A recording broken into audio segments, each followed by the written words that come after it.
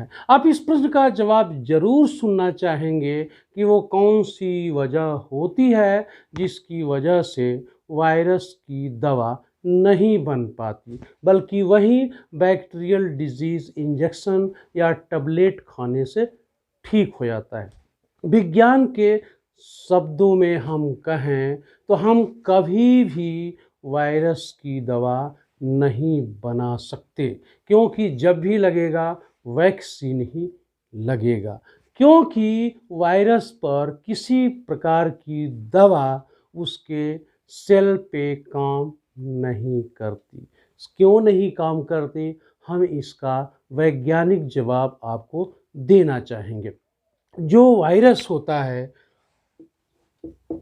जिसको हम विषाणु कहते हैं, इसकी संरचना को यदि हम समझ गए तो हम जान पाएंगे कि कभी भी इसके ऊपर किसी प्रकार की दवा का असर नहीं होता। उसकी वजह है कि इसका जो संरचना है वो डीएनए या आरएनए की होती है। यह डीएनए या आरएनए का एकमात्र क्वायल है, और क्वायल होने की वजह से इसके ऊपर किसी प्रकार की दवा का असर नहीं पड़ता है।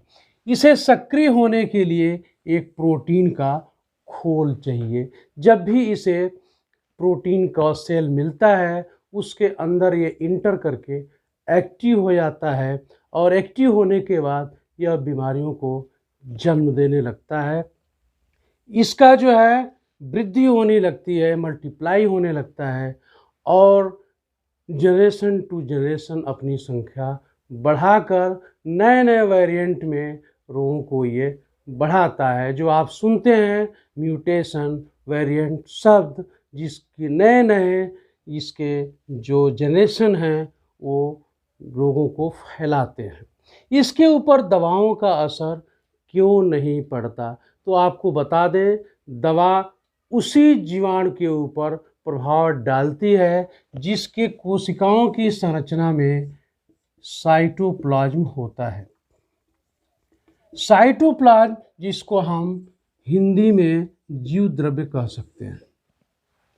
जब हम किसी बैक्टीरियल डिजीज़ में जब हम दवा देते हैं, इंजेक्शन देते हैं, तो वो उसके उपापचय की क्रिया को, मेटाबॉलिज्म को अफेक्टेड करता है, और वो बैक्टीरिया मर जाता है, वो प्रोटोजोअन्स मर जाता है, वो फंजाई मर जाता है, क्योंकि उसके सेल की संरचना में साइटोप्लाज्म पाया जाता है। उसमें मेटाबॉलिज्म,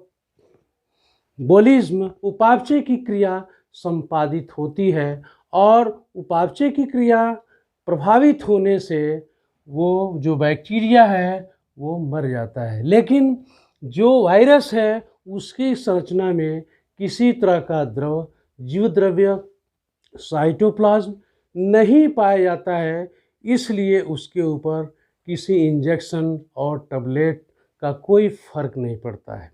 वायरस डिजीज़ बढ़ने पर आप फिजिकली कितना अच्छा हैं, आपका इम्यूनिटी पावर कितना बेहतर है, तभी आप वायरल डिजीज़ को रोक पाएंगे, चाहे वो कोरोना हो और चाहे अन्य वायरस से होने वाला डिजीज़। इस भ्रम में मत रहें कि इसकी दवा बन जाएगी जिसको खा के आप बच पाएंगे। आपको बचना है तो आप अपनी इम्यूनिटी पावर बढ़ाइए, और आप उसके लिए जो भी आपको राय दिया जाए, जो गाइडलाइन हो, उसका पालन कीजिए। तो आपको मैंने एक चीज़ समझा दिया कि वैक्सीन और इंजेक्शन का फ़र्क। हमेशा जो वैक्सीन है वो बीमारी होने के पहले दिया जाता है, खासकर वायरल डिजीज़ में, और जो इंजेक्शन है वो बीमारी होने के बाद दिया जाता है। तो जितने रोगों के लिए वैक्सीन बच्चों को, बड़ों को लगाए जाते हैं, उन रोगों के लिए लगाए जाते हैं जो वायरल डिजीज़ अधिकतर होते हैं, और उन पर दवाओं का कोई प्रभाव नहीं पड़ता। इसलिए इम्यूनिटी पावर बढ़ाने के लिए हम वैक्सीन देते चले आ रहे हैं।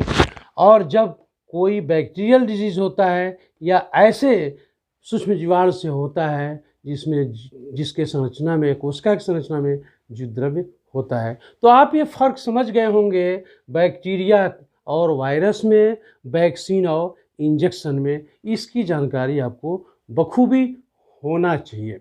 बहुत से ऐसे लोग हैं, जब कोरोना बढ़ रहा है तो विभिन्न प्रकार के दवाओं का प्रचार प्रसार करके अपनी दुकान चलाते हैं और लोगों को ठगते हैं, जिससे लोग गुमराह होते हैं। अभी हाल ही में चाइना के एक दंपति ने एक वीडियो जारी करके कहा है कि जिस तरह से इंडिया में कोरोना को लेकर के अफवाह फैलाए जा रहे हैं, बात की जा रही है, उस तरह के हालात चाइना में नहीं हैं। इतना ज़रूर हो रहा है कि किसी व्यक्ति को बुखार हो रहा है, वो दवा ले रहा है और ठीक हो रहा है। इसीलिए आप देखेंगे कि वायरल डिजीज़ के तमाम इंतज़ाम के बाद भी बार बार इसका रिपीट करना ये दर्शाता है कि आपको अंदर से मजबूत होना पड़ेगा। अपनी इम्यूनिटी पावर खान पान के द्वारा और प्रिकॉशन के द्वारा बढ़ाना पड़ेगा, तभी आप आने वाले दिनों में कोरोना से, उसके वेरिएंट से लड़ने में सक्षम हो पाएंगे। आप अफवाहों पर कम ध्यान दें और जो भी गाइडलाइन और प्रिकॉशन गवर्नमेंट का हो, वैज्ञानिकों का हो, डॉक्टर्स का हो, उसे माने और स्वयं को आप सुरक्षित। Hello guys, good afternoon, this is Rajiv Singla here. आजकल इंडियन मीडिया में एक बहुत ज़्यादा रूमर स्प्रेड हो रहा है, एंड दैट इज़ लाइक कि भैया चाइना में तो नंबर ऑफ़ केसेस बहुत ज़्यादा है, बहुत सारे लोग डेली मर रहे हैं, यहाँ पे हॉस्पिटल्स की कमी है, दवाइयाँ नहीं मिल रही हैं। ठीक है, तो let me tell you guys, मैं फ़िलहाल चेंगडू में हूँ। ठीक है, पिछले 2-2.5 महीने से यहीं पे हम लोग काम कर रहे हैं।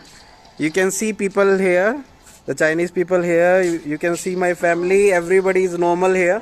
ठीक है, एक बहुत, ये देखो मेरा बेटा आपको वहाँ पे खेलता हुआ मिल जाएगा, and you can see guys and people around here, they are totally enjoying, they are totally normal, कहीं पे कोई भी प्रॉब्लम नहीं है। हाँ, एक नॉर्मल इन्फेक्शन जरूर स्प्रेड हुआ है, ठीक है, but that is like a very mild infection. हफ्ते 10 दिन में हर कोई नॉर्मल होम ट्रीटमेंट से मोस्टली लोग ठीक हो रहे हैं। तो प्लीज़ जो इंडियन मीडिया में फॉल्स रूमर्स फैल रहे हैं, उनसे बचिए।